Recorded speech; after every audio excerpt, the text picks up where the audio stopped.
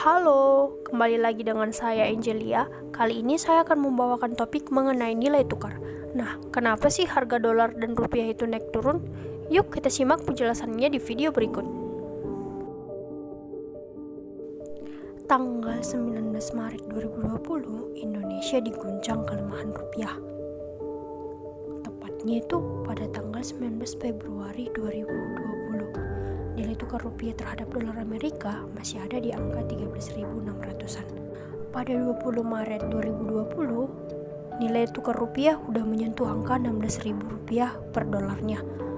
Rupiah melemah sekitar 17% nih cuma dalam waktu 1 bulan. Panjang sejarah rupiah, ini adalah kedua kalinya nilai rupiah menembus angka 16 ribuan.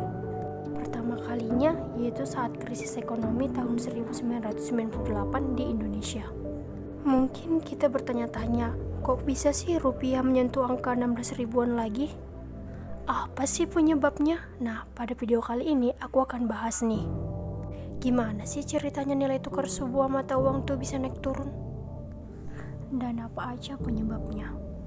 Jadi gini, mata uang berbagai negara itu kan diperjualbelikan nih. Misalnya dalam konteks rupiah dan dolar. Ada yang mau nukar rupiah mereka jadi dolar, begitu pula sebaliknya.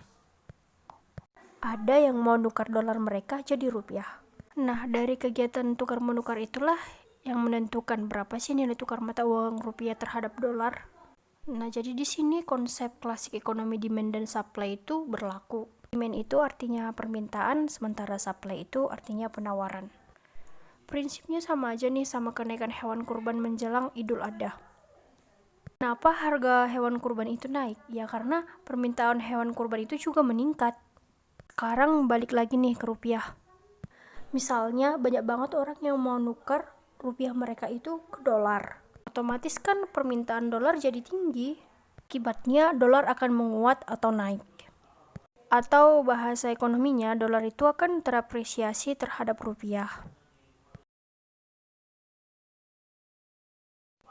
Simpelnya, dolar akan menguat apabila orang-orang yang mempunyai rupiah berbondong-bondong ingin menukarkan uangnya ke dolar. Begitu pula lah sebaliknya. Pemilik dolar berkeinginan untuk menukar dolar mereka menjadi rupiah, maka rupiah akan menguat terhadap dolar. Atau istilah gampangnya itu dolar akan jadi turun. Ini gak berlaku cuma untuk rupiah dan dolar aja ya. Tapi juga berlaku untuk semua transaksi jual beli mata uang negara-negara lainnya juga. Penguatan atau kenaikan dolar beberapa waktu terakhir itu karena orang-orang yang pegang rupiah berbondong-bondong ingin menukar uang rupiah mereka menjadi dolar. Mungkin kita bertanya-tanya, kenapa ya orang-orang berbondong-bondong menukar rupiah mereka menjadi dolar? Nah, berikut faktor-faktor penyebab pertukaran mata uang antar negara.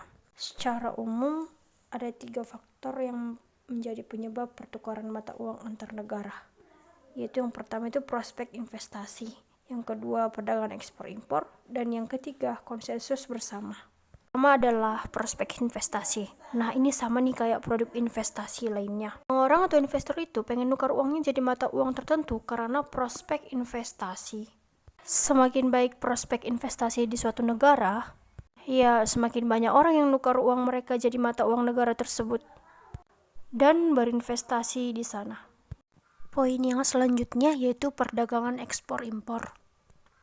Setiap negara itu umumnya berdagang dengan negara lain. Misalnya negara Indonesia nih, kita jual hasil industri tekstil kita ke Amerika.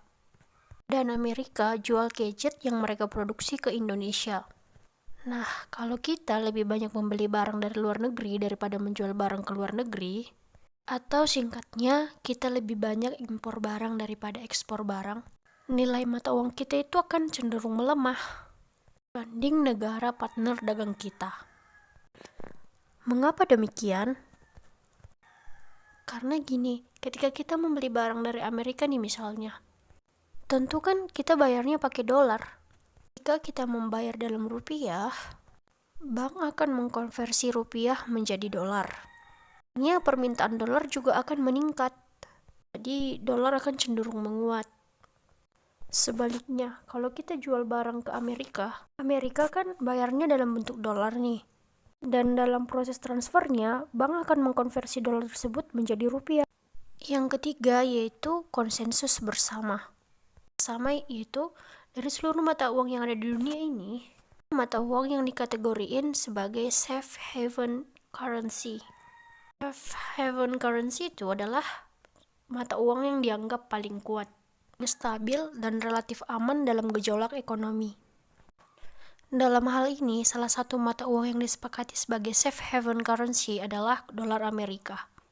Saat kondisi perekonomian negara itu sedang diguncang, orang atau institusi yang gak mau ngambil resiko untuk menyimpan kekayaan di mata uang negara berkembang. Negara kecil yang kestabilan ekonomi dan politiknya itu bisa berdampak jangka panjang oleh krisis. Kalau ekonomi dunia lagi bergejolak, ada yang mau menukar uangnya dengan mata uang negara yang tingkat inflasinya nggak stabil. Di sisi lain, ada banyak komoditas krusial yang berharga secara universal berpatokan pada mata uang dolar Amerika. Harga minyak, harga batu bara, harga emas, dan lain-lain. Hal ini juga lah yang menyebabkan dolar Amerika itu selalu menjadi tempat berlabuh ketika ekonomi terguncang. Demikianlah faktor-faktor yang mempengaruhi seseorang untuk menukar mata uang mereka dengan mata uang lainnya.